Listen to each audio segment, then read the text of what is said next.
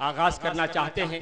कुछ लोग वो लोग कहते हैं कि शोरा अहले सुन्नत वल जमात हमदे बारी ताला नहीं पढ़ते, हमदे बारी ताला नहीं पढ़ते। हजरत अल्लामा मौलाना सैयद अहमद रजा साहब भी पिछली रात में तकरीर में कह रहे थे कि हमदे बारी ताला, फिर नाते पाक, फिर मनकबत पढ़ना चाहिए। लगता है शोरा तरतीब भूल गए हैं, लेकिन अल्लाह का शुक्र कि हमारी जमात का शायर हमदे पाक भी पढ़ता है, नाते रसूल पाक भी पढ़ता है, मनकबत औलिया इकराम भी पढ़ता है। आइए मैं आवाज दे रहा हूँ जनाब काविश रुदौली को, आपकी बेहतरीन समातों के हवाले।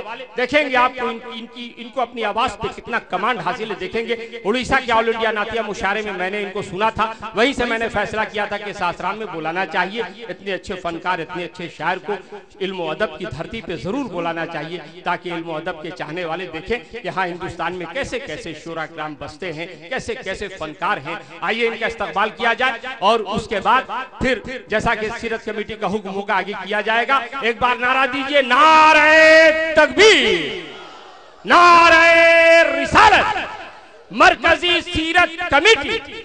चंद मिसरों के साथ जनाब काविश रुदौली भी आपके हवाले, इस 6 मिसरों के साथ मैं आपके हवाले कर रहा हूं। पढ़ा लिखा मजमा देखिएगा कि तसव्वुर में अजब तैबा के मंजर जाग जाते हैं, तसव्वुर में अजब तैबा के मंजर जाग जाते हैं। कलम अंगड़ाई लेता है, सुखनवर जाग जाते हैं, और तुम अपने जैसा कहते हो, तुम्हें गैरत नहीं आती। नबी का पांव छूने से तो पत्थर जाग जाते हैं, नबी का पांव छूने से तो पत्थर जाग जाते हैं। और खुदा के वास्ते ज़ौक़े समात बावुज़ू कर लो, नबी का जिक्र सुनने से मुकद्दर जाग जाते हैं।